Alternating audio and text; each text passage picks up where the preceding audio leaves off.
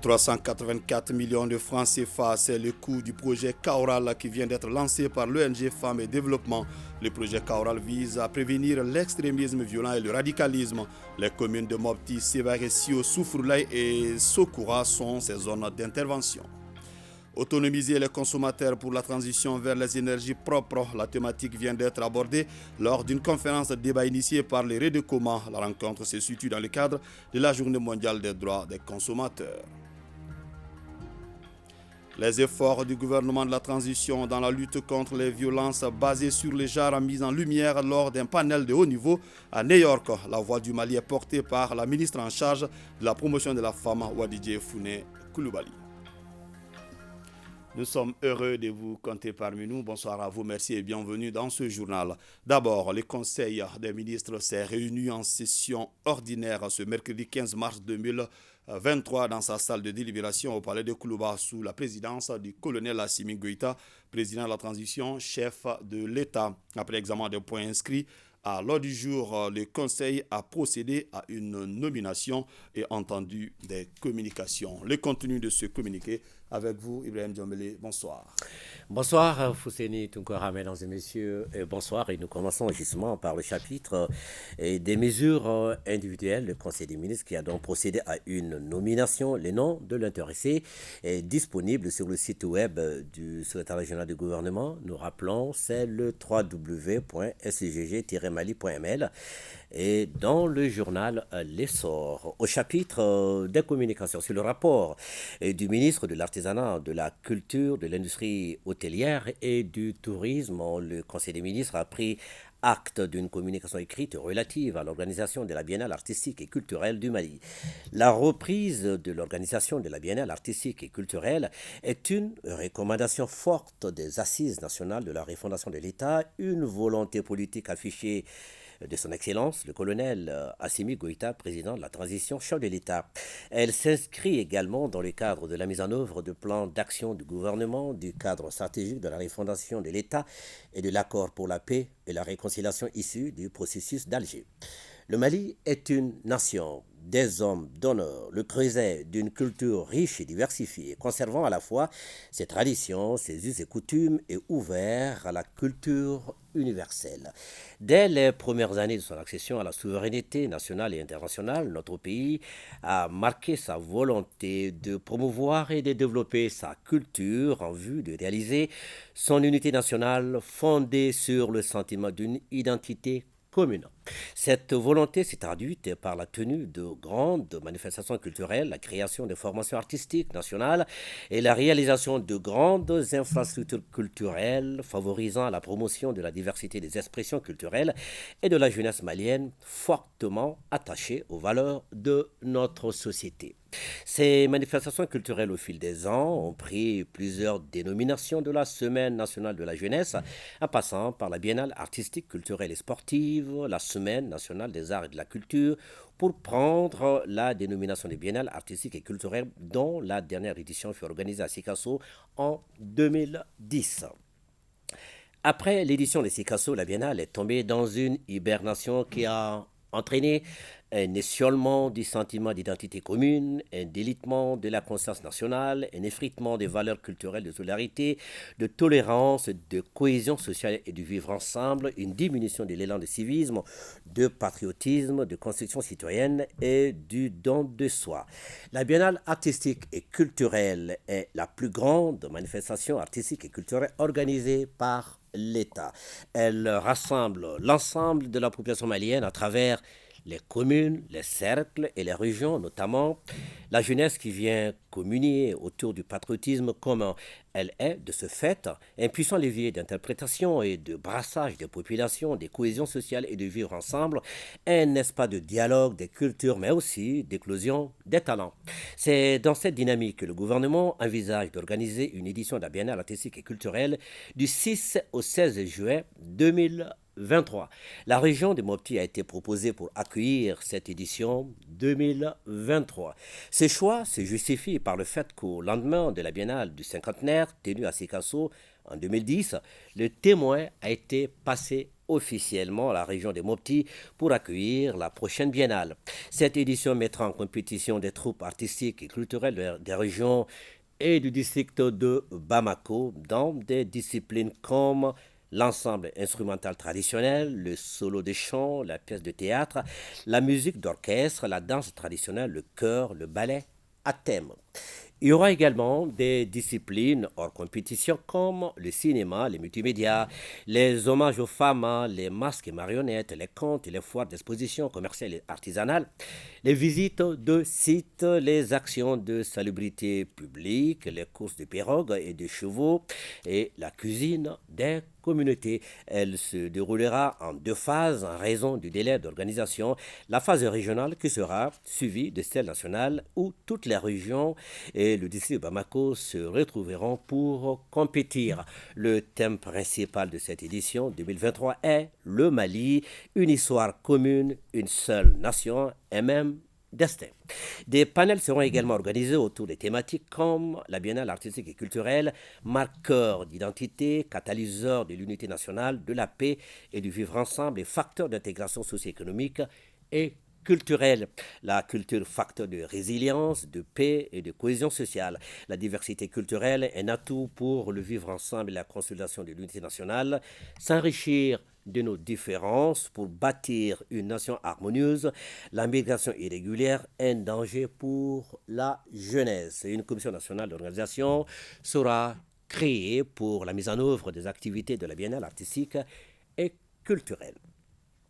Le ministre de la Santé et du Développement social a informé le Conseil des ministres d'abord de la découverte par les coordinateurs de l'unité de gestion des programmes Gavi et l'unité de mise en œuvre du renforcement des systèmes de santé, de la soustraction frauduleuse de fonds sur les comptes bancaires alimentés par la subvention Gavi.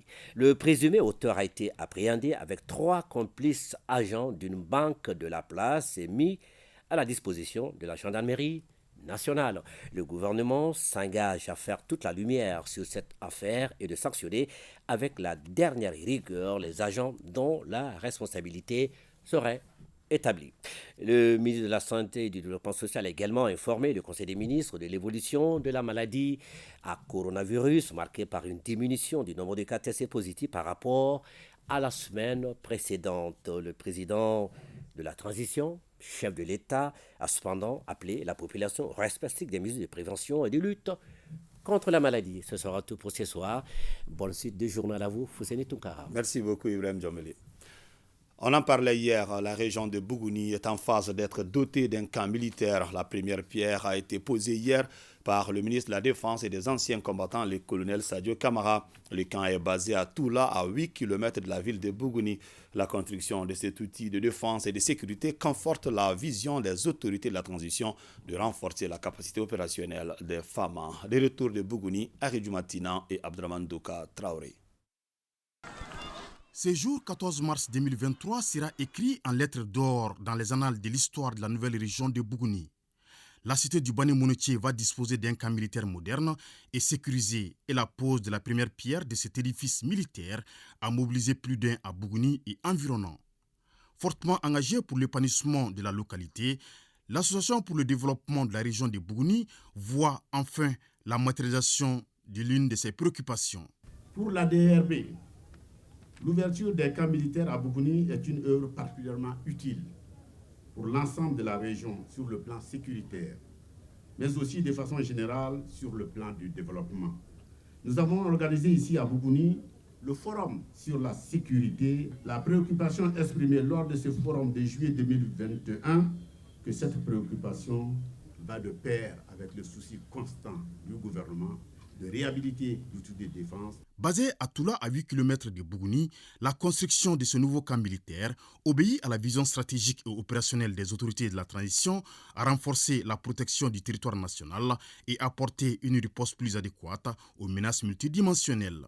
Un événement historique attendu des populations de Bougouni depuis plus de 60 ans. Émotion personnelle, monsieur le ministre, car de mon incorporation en 1982 au Britannique, je n'ai jamais participé ou assisté à la pose de la première pierre d'un camp en République du Mali. Et ça veut dire que nous avons toujours continué à prendre ce qu'on nous a proposé. Et cette fois-ci, nous allons vivre dans ce que nous-mêmes nous avons voulu. Le camp militaire de Bougouni, une fois terminé, abritera le 82e régiment blindé, c'est-à-dire uniquement les engins de déplacement tels que les chars et les BTR. Et l'implantation de ces forces permettra inévitablement de rayonner dans le quadrilatère Bani Monoche, Wassoulou, Djitoumou et Baniko. Cette infrastructure permettra, dans le cadre de la vision du chef d'état-major de l'armée de terre, d'être au plus près de la population, de réduire les délais d'intervention. La construction de ce camp est conforme à la vision du chef d'état-major général des armées, notamment en ce qui concerne le maillage du territoire, et cela en vue d'atteindre l'état final est recherché, à savoir la sécurité et la disposition et d'un outil de défense opérationnelle autonome du pays. La création d'un outil de défense et de sécurité professionnel, efficace, tourné vers la satisfaction des besoins des citoyens, demeure l'une des visions majeures du chef suprême des armées. L'événement qui nous réunit symbolise un aspect supplémentaire de la matérialisation de la volonté de son Excellence le colonel Assimi Goïta, chef de l'État, chef suprême des armées, de mettre les forces de défense et de sécurité du Mali dans les conditions optimales. Ces sites que les autorités et les populations de Bougouni ont octroyés aux FAMA pour la construction du camp permettra d'y construire les champs de tir et les espaces dédiés aux manœuvres des engins blindés. Ce qui est fait ici à Bougouni est appelé à se reproduire partout au Mali.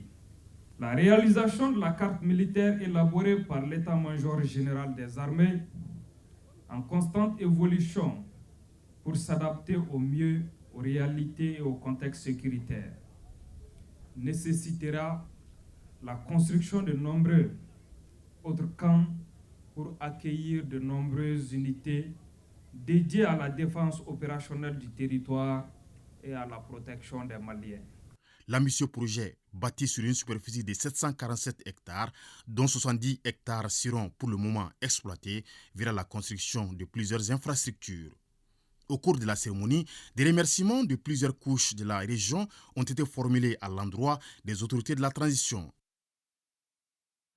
Le Redecoma a tenu ce mercredi une conférence de débat sur le thème « Autonomiser les consommateurs pour la transition vers les énergies propres ». Cette rencontre se situe dans le cadre de la Journée mondiale des droits des consommateurs édition 2023. Agibou Koulibaly. Ce que je peux dire à propos des denrées alimentaires, c'est de pouvoir amener suffisamment d'aliments pour que nous vendions aux gens à des prix abordables, surtout à l'approche du mois de Ramadan. Face à ces cris de cœur, le Redecoma monte au créneau en cette veille du mois de Ramadan pour prévenir les cas de flambée des denrées alimentaires. Et la Journée mondiale des droits des consommateurs édition 2023 a servi de cadre pour faire ce plaidoyer et promouvoir les énergies alternatives. Pour assurer aux populations un mois de Ramadan paisible et serein, le Redecoma a invité le gouvernement et les opérateurs économiques à prendre toutes les dispositions pour assurer un approvisionnement adéquat du pays en produits de première nécessité et à des prix abordables. Les étudiants de l'Institut national de formation des travailleurs sociaux et les hommes des médias ont suivi avec intérêt 3 thématiques, à savoir comment autonomiser les consommateurs, promouvoir les énergies alternatives aux énergies fossiles et l'autonomisation des consommatrices dans le cadre du travail social. Et qui parle d'énergie propre parle nécessairement l'énergie solaire, l'énergie éolienne, l'hydroélectricité, la géothermie. On n'en a pas encore à notre niveau, mais ça peut bien avoir lieu un jour. Le président du Redecoma de conclure que l'amélioration de l'accès à une énergie abordable et fiable jouera un rôle majeur dans la prévention d'un changement climatique catastrophique, d'où la nécessité d'une autonomisation des consommateurs vers des énergies propres, économes et non dégradables pour notre environnement. Pour prévenir l'extrémisme violent et le radicalisme, l'ONG Femmes et Développement vient de lancer un nouveau projet dénommé Kaural. Les communes de Mopti, Sévaré, Sio, Soufroulaye et Sokoura sont ces zones d'intervention. La réalisation du projet coûtera au Fonds mondial pour l'engagement communautaire et la résilience la somme de 384 millions de francs CFA. Nyanya Alou Traoré. L'ONG Femmes et Développement FEDE, toujours attentive aux préoccupations des communautés à la base, particulièrement des femmes et des jeunes. Elle vient de lancer, au bénéfice des populations du cercle de Mopti, le projet Kaural, Paix en Peul. L'objectif recherché, c'est de prévenir et de lutter contre l'extrémisme violent dans ces localités. Le centre, autant que le nord, est aujourd'hui complètement indiqué par ce problème-là. Maintenant, c'est de proposer des réponses aux problèmes qui ont été identifiés. Il y a le renforcement des mécanismes traditionnels de gestion de conflits. Kaural va durer 24 mois. Dans sa mise en œuvre, l'ONG FEDE sera accompagnée par l'association Signesigi de Warlidi. Et c'est le Fonds mondial pour la résilience et l'engagement communautaire qui est le principal bailleur pour 384 millions de francs CFA. Nous sommes convaincus qu'il contribuera à la lutte contre l'extrémisme violent, le radicalisme religieux et la prolifération des armes légères, par l'implication des communautés, la gestion de leur propre sécurité à travers l'information et la sensibilisation. Espérer que le projet Kaural atteindra tous ses objectifs et relèvera tous les défis et sera vraiment un tremplin pour d'autres initiatives de ce genre. Le projet cible les jeunes femmes et hommes de 15 à 25 ans. À terme, ils deviennent des acteurs de changement contre l'extrémisme violent et le radicalisme, subviennent à leurs besoins ainsi qu'à ceux de leur famille grâce au suivi post-formation, entre autres. Les efforts du gouvernement de la transition dans la lutte contre les violences basées sur les genres mis en lumière lors d'un panel de haut niveau à New York. Je vous le disais dans le titre, la voix du Mali est portée par la ministre en charge de la promotion de la femme, de l'enfant et de la famille, Wadidje Founé et Koulibaly. Le récit de nos envoyés spéciaux, Awama Kamara et Sidiki Balo. Les violences basées sur le genre sont l'une des violations des droits fondamentaux les plus répandues dans le monde. Dans les régions en proie au conflit, notamment, les femmes et les filles se retrouvent souvent livrées à elles-mêmes et sont particulièrement vulnérables à ce type de violence. Le Mali, qui vit une crise sécuritaire depuis 2012, ne fait malheureusement pas figure d'exception. La question est au centre d'un panel à la 67e session sur la commission de la condition de la femme. Un panel qui donne également la parole aux autres. Pour toutes les formes de discrimination faites à l'endroit des femmes et des filles au Mali, mais aussi la diaspora malienne à travers le monde. Et nous avons donc cette application qui nous permet donc de pouvoir donner de l'information, de pouvoir mobiliser. Et nous avons pour objectif vraiment à terme de pouvoir mobiliser plus de 7 millions d'hommes engagés et de femmes. Et cette application va nous permettre donc de pouvoir connecter tous les hommes engagés du Mali, de célébrer la journée internationale des hommes engagés que nous faisons chaque année le 7 mars, n'est-ce pas, chaque année, qui va nous permettre aussi de pouvoir prévenir et signaler les cas de violence qui se font au niveau des communautés, n'est-ce pas, partout au Mali et dans la diaspora malienne. Le panel était présidé par le ministre de la Promotion de la Femme, de l'Enfant et de la Famille. À ses côtés, son homologue du Burkina Faso. Nous sortons très contentes de ce panel car pour nous, c'est le Mali qui était en retard par rapport à cette lutte. On a eu l'impression que cette lutte est uniforme. Le partenaire principal, c'est l'UNFPA. Sur ce, il nous accompagne dans l'élaboration d'une application qui est unique en Afrique. Le Mali est le premier pays à l'avoir. L'UNFPA s'engage davantage à accompagner le Mali. Nous soutenons particulièrement au Mali donc, ces plateformes de données qui nous permettent de renforcer le plaidoyer, de renforcer le dialogue, de pouvoir suivre les progrès et de voir aussi ce qui ne marche pas. Ce panel a vu la participation de plusieurs États, à savoir Madagascar, le Burkina Faso, Haïti et la Côte d'Ivoire. Le ministre des Affaires étrangères et de la coopération internationale est à Nouakchott pour prendre part à la 49e session du Conseil des ministres des Affaires étrangères de l'Organisation de la coopération islamique OCI sous le thème le juste milieu et la modération clé de la sécurité et de la stabilité. Cette rencontre de haut niveau est un cadre approprié de plaidoyer et de mobilisation de partenaires en faveur du Mali. Au cours des travaux, le chef de la diplomatie malienne fera une communication et aura des rencontres bilatérales avec plusieurs de ses homologues et autres partenaires en vue de défendre les positions et les intérêts du Mali. Justement, cet après-midi, Abdoulaye Diop a échangé avec son homologue de la République islamique de Mauritanie, Mohamed Salem Ould Merzouk.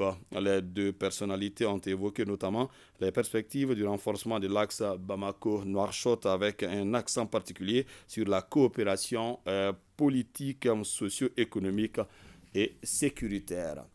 20 de nos compatriotes viennent de retourner volontairement de la Tunisie. Arrivés hier soir, ils ont été accueillis par le ministre en charge des Maliens établis à l'extérieur à l'aéroport international, président Modibo Keïta Sénou. Après enregistrement, ils ont reçu chacun 50 000 francs CFA comme frais de transport. Bemba Sibi. 20 ressortissants maliens de retour de la Tunisie. Ils ont accepté de retourner volontairement, aidés en cela par les autorités à travers le ministère des Maliens établi à l'extérieur. Ces Maliens se disent heureux de cette mesure du gouvernement qui les sort d'une situation difficile. Je suis très heureux ce soir d'avoir pu quitter la Tunisie. Je remercie très sincèrement les autorités de la transition pour cette situation. C'était devenu un calvaire en Tunisie. Ce soir, je suis comblé de joie, car je vais pouvoir retrouver ma famille. C'était pas évident, tant la situation était devenue compliquée en Tunisie.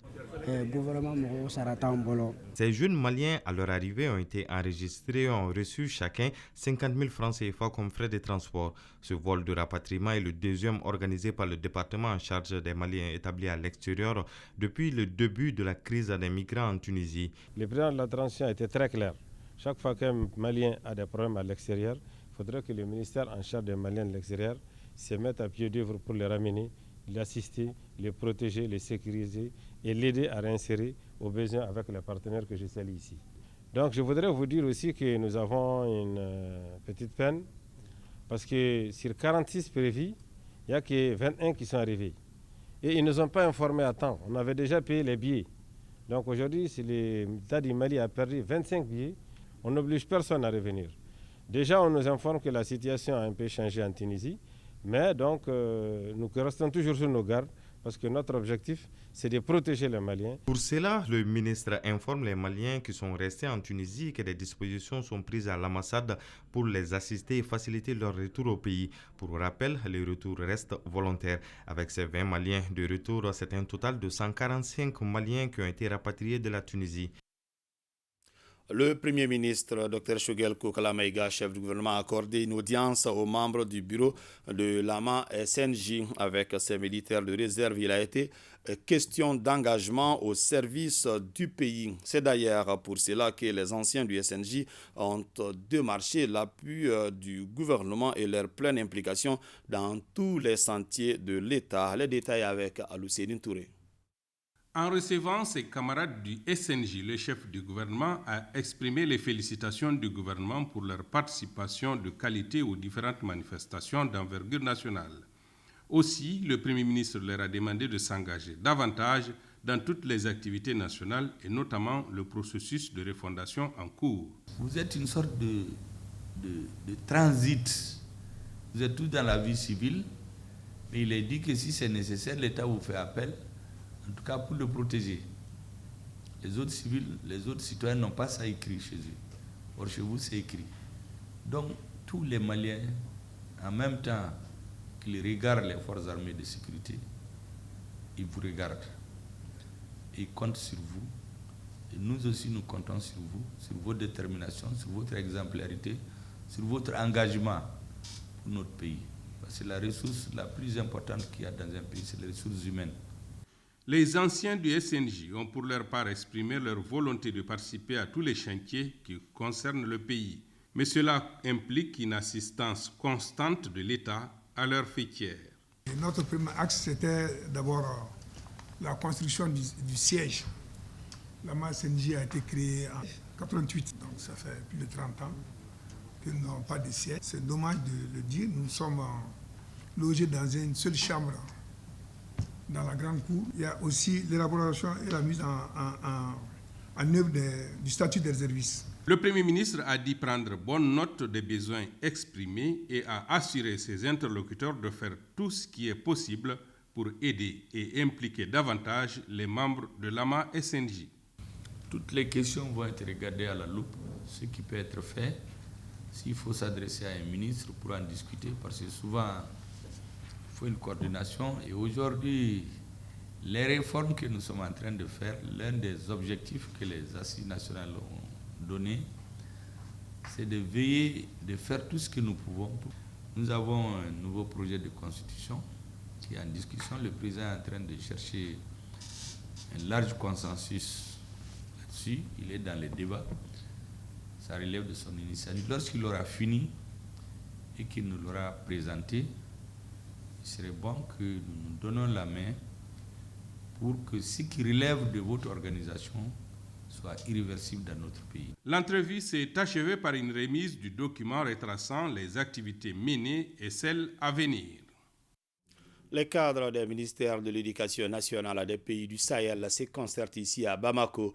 Sur l'initiative du Bureau international de l'éducation de l'UNESCO, ils valident un système éducatif adapté aux défis des pays en lien avec la situation sécuritaire et sanitaire. Boubacar Bablentouré. Les pays du Sahel sont confrontés aux mêmes défis, parmi lesquels celui de l'éducation, dont le programme est sérieusement affecté. Comment inverser cette tendance en adaptant le système éducatif aux réalités de ces régions du Sahel à travers une condensation curriculaire? C'est l'objectif de cet atelier de validation et de formation des cadres des ministères de l'Éducation nationale des pays du Sahel. Nous avons décidé d'accompagner les pays dans le cadre de l'éducation préventive et de la résilience des systèmes en leur proposant de se doter systématiquement de versions condensées des curricula par niveau, c'est-à-dire des versions de 3 à 4 mois au lieu de 9, qu'ils garderont au frigo, comme j'aime à le dire, pour y recourir en cas de catastrophe. Pour l'Union européenne, et particulièrement pour la commissaire en charge des partenariats, Mme Urpilainen, la question de l'éducation est vraiment aujourd'hui la première priorité. C'est la raison pour laquelle nous prévoyons d'importants financements. Au-delà du programme que nous allons inaugurer aujourd'hui, il y a aussi un programme régional qui s'ajoutera à cela. Au cours de cet atelier, il s'agira principalement de renforcer la capacité des spécialistes et responsables des ministères de l'Éducation dans la mise en œuvre du processus de condensation curriculaire. Les pays du Sahel, ensemble et simultanément, ont mis en œuvre en synergie leurs différentes expertises. C'est pourquoi le Mali apprécie à sa juste valeur l'initiative de renforcer les cadres et les responsables des ministères de nos pays, partageant beaucoup de réalités communes en matière de développement curriculaire.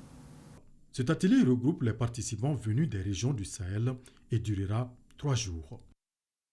Les acteurs intervenant dans le domaine de l'eau étaient face aux journalistes ce mercredi pour parler de l'organisation de la Journée internationale de l'eau. Cet événement prévu à New York, du 22 au 24 mars, sera couplé à cette année à la conférence internationale sur l'eau. Notre pays sera présent à ce rendez-vous pour défendre les causes des Maliens en matière de l'accès à l'eau potable et à l'assainissement. Des éleveurs de dromadaires et experts en élevage du Niger, de la Mauritanie, du Maroc et du Mali participent ici à Bamako à un séminaire régional. Les échanges portent sur l'inventaire des dimensions médicinales, thérapeutiques et culturelles du dromadaire en Afrique. Fadima Keita. Les 3 jours d'intense réflexion portent sur plusieurs sessions. L'inventaire des dimensions médicinales, thérapeutiques et culturelles du dromadaire en Afrique, les systèmes d'alimentation, bonnes pratiques et qualité des produits du dromadaire, dimensions culturelles et autres. La présente rencontre va se pencher sur les propriétés médicinales et pharmaceutiques prêtées au dromadaire, en l'occurrence le lait de chamelle, l'urine du dromadaire, la bosse de dromadaire, la cuire salée et la course du dromadaire qui seront des thématiques que les participants aborderont ici. Pour le représentant de l'Organisation du monde islamique pour l'éducation, les sciences et la culture ISESCO de Rabat au Maroc et le représentant du ministre du Développement rural, l'intensification de l'élevage du dromadaire reste une nécessité à cause des vertus médicinales à partir de sa cure salée, son urine et sa bosse. Les propriétés médicinales attribuées au lait de chamelle et ses produits transformés peuvent être liés à certains de ses composants tels que la lactoferrine, l'immunoglobuline, la vitamine C, etc. Durant 3 jours, vous aurez à échanger sur des thématiques portant, entre autres, les types d'élevage et la variation de la composition du lait de chamelle, l'impact de la transformation du lait de dromadaire sur ses propriétés médicinales et thérapeutiques des produits de dromadaire. La course du dromadaire qui réunit les éleveurs de toutes les contrées est également un aspect fondamental du mode de vie nomade, une source d'inspiration des communautés d'éleveurs. Comment mieux gérer les ressources humaines? La réflexion est ouverte sur la question. Le ministère de la Refondation de l'État et son partenaire le Canada donnent l'opportunité aux acteurs d'échanger sur la gestion optimale des personnels. Salima Tandaou. Le Mali s'est lancé dans l'utilisation optimale des ressources humaines en 2003 à travers le programme de développement institutionnel PDI. Les autorités actuelles veulent réformer le système de gestion pour faire des ressources humaines un maillon fort de la productivité. Ainsi, ce séminaire de haut niveau est organisé pour recenser les faiblesses et cibler des pistes de solutions. Il s'agit de mettre en place un système efficace de gestion des ressources humaines servant de levier pour les changements organisationnels et fonctionnels des services publics. Toute chose qui nécessite une approche participative et inclusive de l'ensemble des acteurs concernés, notamment les administrations publiques, les partenaires sociaux et les partenaires techniques et financiers. Le séminaire est organisé avec le concours du Canada qui est aux côtés du Mali depuis le début de cette aventure de reconfiguration du système de gestion des ressources humaines. Conscient de la place de la gestion efficace des ressources humaines dans l'atteinte des objectifs de la modernisation de l'administration malienne, qui est à la base de toute réforme d'une administration publique, le Canada a toujours apporté une attention particulière à ce volet. Il s'agira au cours de cette rencontre de passer en revue les chantiers majeurs du programme de développement institutionnel deuxième génération qui sont en cohérence avec les orientations stratégiques de la refondation de l'État. La maîtrise des effectifs et des dépenses de l'État. L'effectivité de la budgétisation en mode programme. Mieux gérer les ressources humaines pour un service de qualité. C'est le résultat attendu par les organisateurs d'ici à 2027, année de fin de mise en œuvre du programme de développement institutionnel phase 2. Première session du comité de pilotage des programmes d'appui à la compétitivité de l'Afrique de l'Ouest au niveau de la zone d'intervention du Mali. C'était donc ce matin pour une durée de 3 ans. Les chaînes des valeurs retenues sont les filières mangue, viande, bétail, karité et haricots avec un budget de 3 milliards de francs CFA. Alpha Maïga. Le programme d'appui à la compétitivité de l'Afrique de l'Ouest est un projet régional qui couvre les 15 pays de la CEDEAO et la Mauritanie. Les administrateurs pour le Mali sont réunis pour échanger sur ce qui a été fait dans le cadre de la première session du comité de pilotage. Il s'agissait pour nous dans cette première année de pouvoir installer le projet, de pouvoir effectivement identifier les vrais besoins des acteurs en concertation avec les acteurs des filières mangue, des filières karité, des filières viande bétail et aussi des filières horticoles qui sont les bénéficiaires du programme. Cela a été fait. Il y a eu également des activités de mise en marché à travers quelques foires au niveau régional qui ont été effectivement réalisées. Des perspectives, il en sera question au cours des travaux de ce comité de pilotage du programme d'appui à la compétitivité de l'Afrique de l'Ouest. Il s'agit bien entendu de la zone d'intervention du Mali. Nous allons continuer à travailler sur le secteur réglementaire, notamment en élaborant un certain nombre de normes, travailler sur effectivement la qualité des produits à travers des certifications et des formations et aussi accompagner les acteurs pour l'accès aux services financiers afin de soutenir la production pour qu'au final, on puisse booster l'exportation du Mali. Les 2 programmes rentrent en droite ligne de l'ambition du gouvernement, du peuple malien et de ses partenaires techniques et financiers. La participation du Mali à ce programme est encore la preuve que notre pays montre sa volonté à transformer durablement son économie vers l'émergence, l'autosuffisance et la croissance inclusive. Le programme d'appui à la compétitivité de l'Afrique de l'Ouest est financé par l'Union européenne. Plusieurs partenaires sont concernés pour sa mise en œuvre au Mali.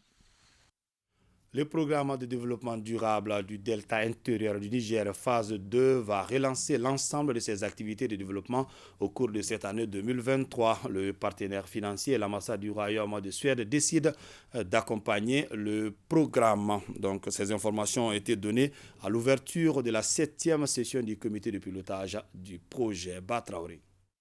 C'est une année particulière que le PDDDIM phase 2, programme de développement durable du delta intérieur du Niger, a vécu en 2022. Le programme s'est vu confronté à deux difficultés majeures, à savoir le retard dans le décaissement du financement extérieur et l'insuffisance du montant de la contrepartie malienne, ce qui a eu un impact sur le plan de travail. Pendant l'année 2022, le programme a mené 7 activités sur 50 programmées, soit un taux de réalisation de 14%. Parmi ces activités, on peut citer la réalisation de l'audit des comptes de l'exercice 2021.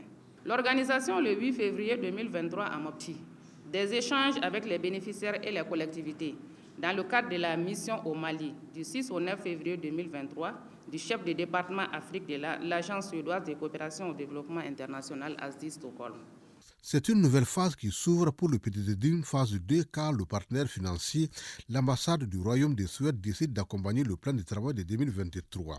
Je demeure convaincu que les échanges lors de ce comité de pilotage permettront davantage d'apprendre plus sur les acquis et les défis, de tirer les leçons et des enseignements afin de pérenniser les résultats atteints. Je fais ici un plaidoyer en faveur de la continuation et du renforcement de l'engagement politique et de la mobilisation des ressources internes du gouvernement pour le programme PDDDIN 2.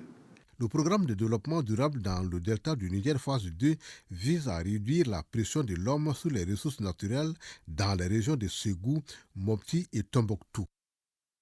À présent, le contenu de ce décret numéro 2023-0149 PTRM du 15 mars 2023 portant clôture d'une session extraordinaire du Conseil national de transition. Le président de la transition, chef de l'État, vu la Constitution, vu la charte de la transition, vu la loi numéro 2022-001 du 25 février 2022 portant révision de la charte de la transition, vu le décret numéro 2023-047 PTRM du 11 mars 2023 portant convocation du Conseil national de transition en session extraordinaire décrète, article 1er, la session extraordinaire du Conseil national de transition ouverte le mardi 14 mars 2023 est close le mercredi 15 mars 2023 à minuit.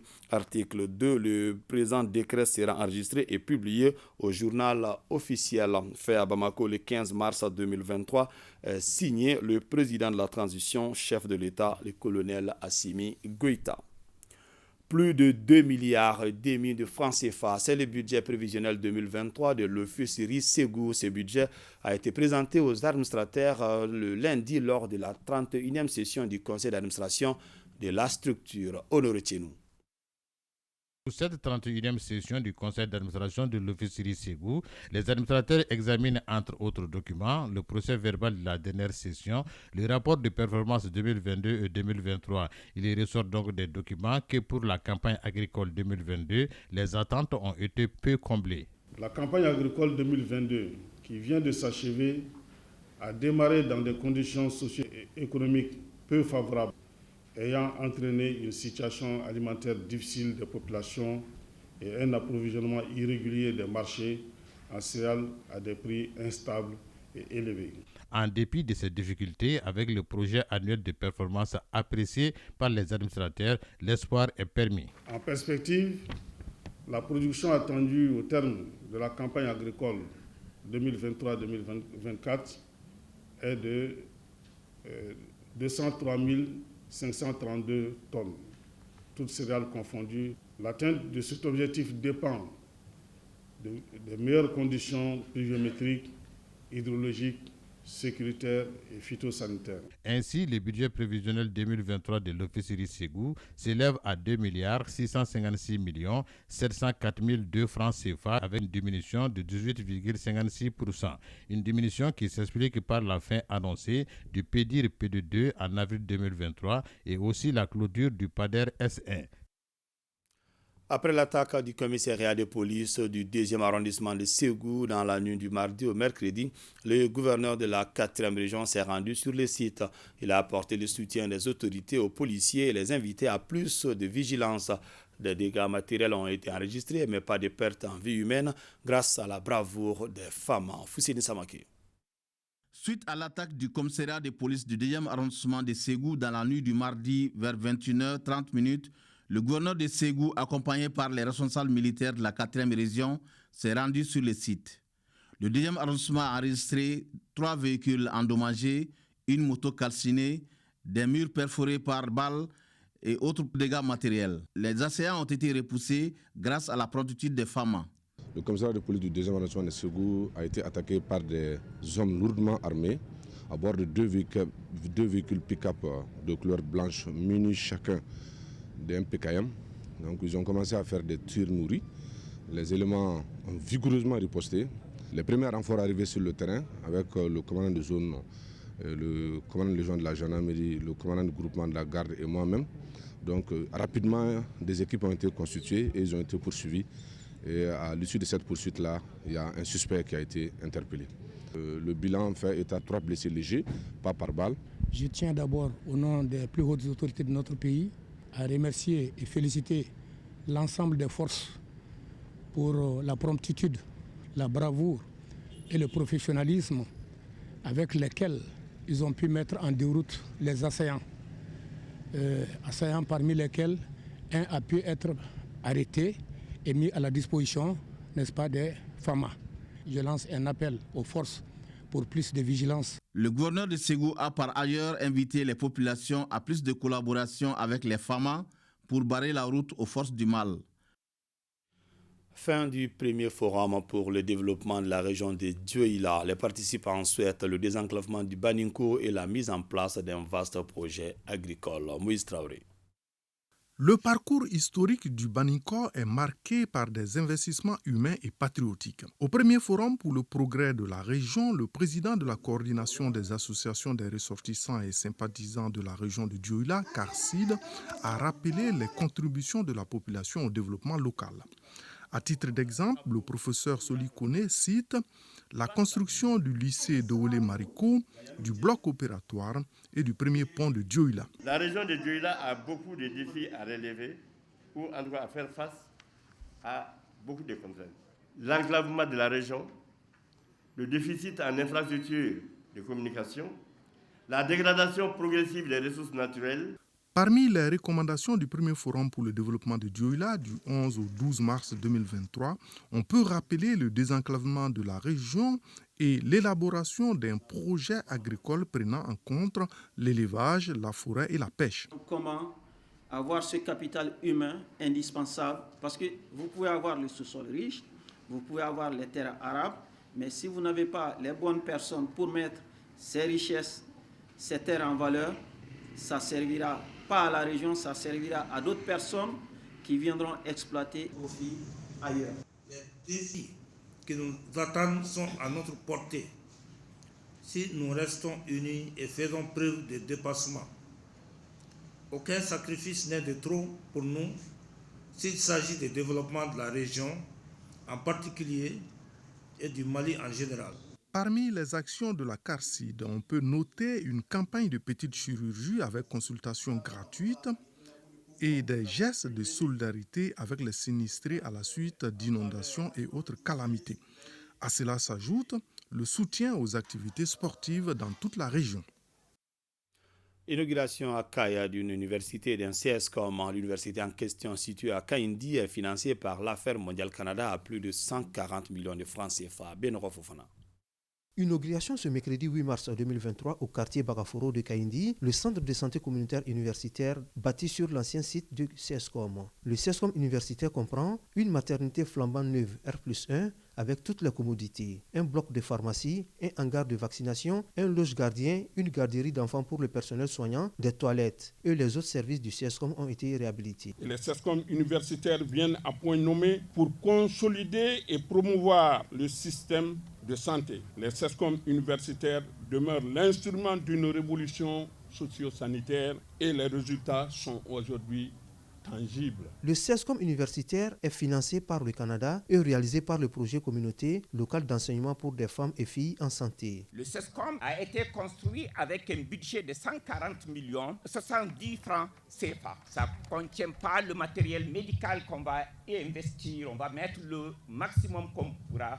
Et nous attendons l'accompagnement de la communauté, comme l'a dit les représentants de Kaindi à Bamako. Pour rappel, le CSCOM de Kaindi a été créé en 1996. En plus de Kaindi, il couvre 3 communes, à savoir Bankassi, Kolombiné et Kouloum, avec un cumul de plus de 50 000 habitants. Cette infrastructure qui dispose d'un plateau technique adéquat rapproche les soins de qualité aux patients. Notons qu'en plus du financement de ce CSCOM universitaire de Kaindi, le Canada ambitionne de continuer son partenariat avec l'État du Mali dans d'autres domaines. Cette cérémonie d'inauguration a pris fin par la visite du CSCOM universitaire. Nous restons à Kaye pour parler du lancement de la première campagne de vaccination contre le Covid-19 au compte de cette année 2023. Moriba Keita.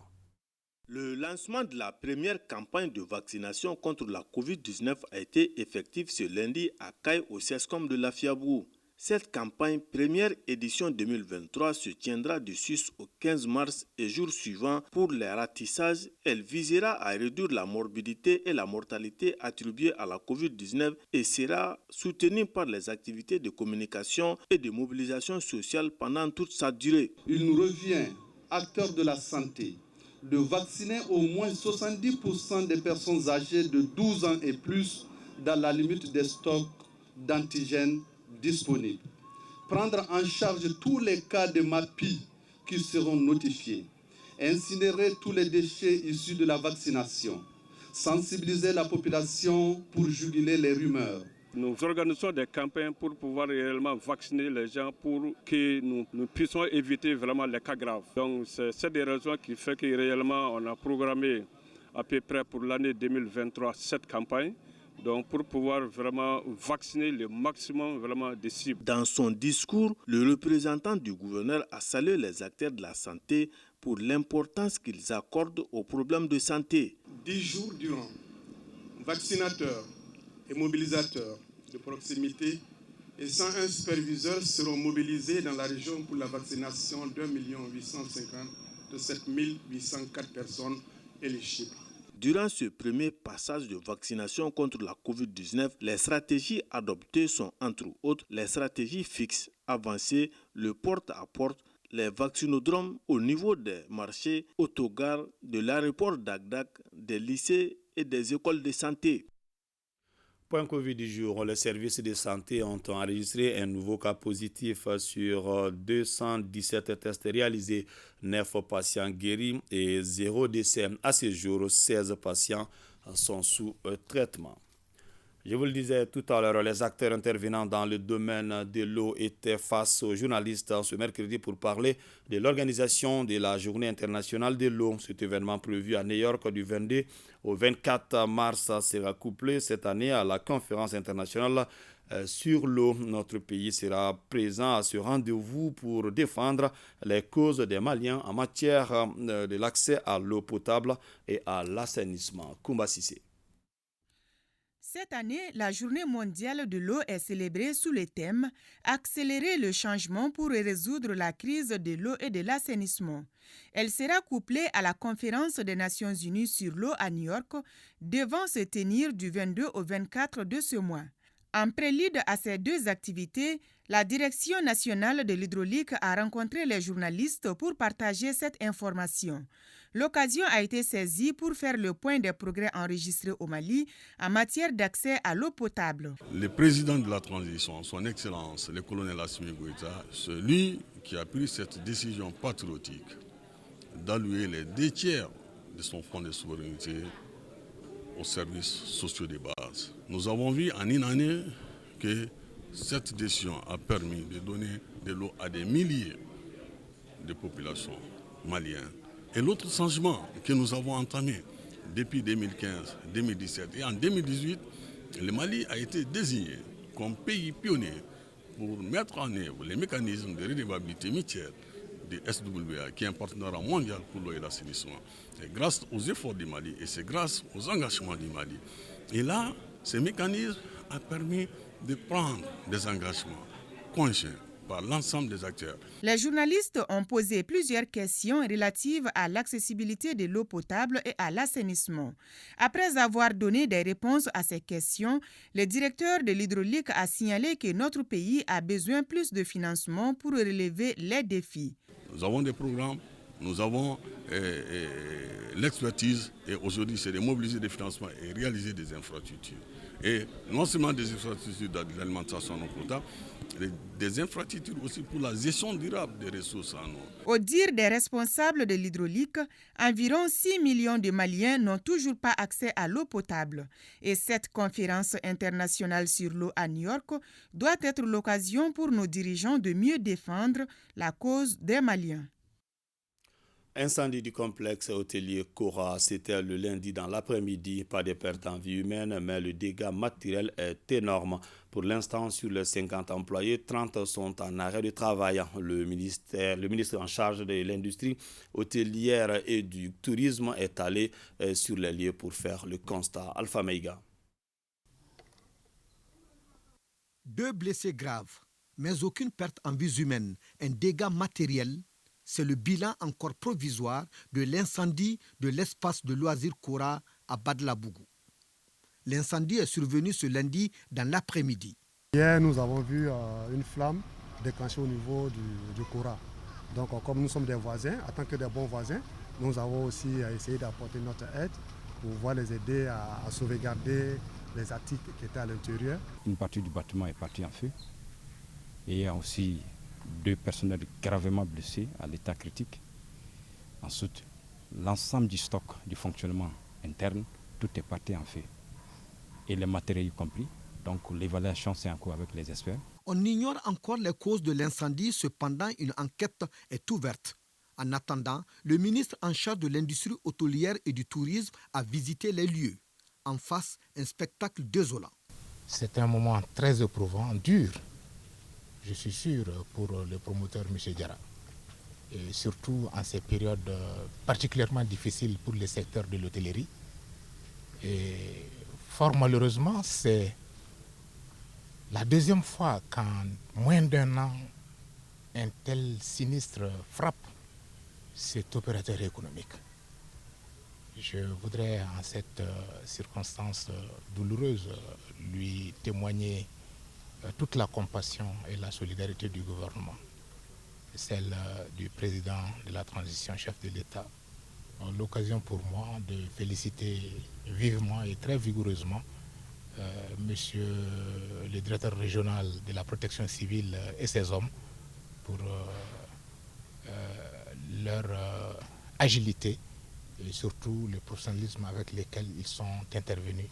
Sur les 50 employés, 30 salariés temporaires sont désormais privés d'emploi suite à cet incendie. Les membres du parti La Convergence viennent d'animer un point de presse. Ce point de presse qui a regroupé les militants du parti consiste à présenter le parti, ses objectifs et parler du lancement officiel prévu ce samedi 18 mars au Centre international des conférences de Bamako. Plusieurs personnalités politiques ont pris part, y compris le président du parti La Convergence, Moussa Tembine. L'Alliance pour la solidarité au Mali, Convergence des forces patriotiques, a également tenu le samedi dernier sa 3e conférence nationale. Le thème de cette rencontre est « Rassembler pour servir le Mali ». Il s'agissait également pour les militants de ce parti de procéder à la réorganisation de leur formation politique, mais aussi de débattre de la vie du parti et surtout bien sûr poursuivre les idéaux du père fondateur dans la justice sociale et la solidarité. C'est donc la fin de cette édition. Merci de l'avoir suivi. Que le bon Dieu nous protège.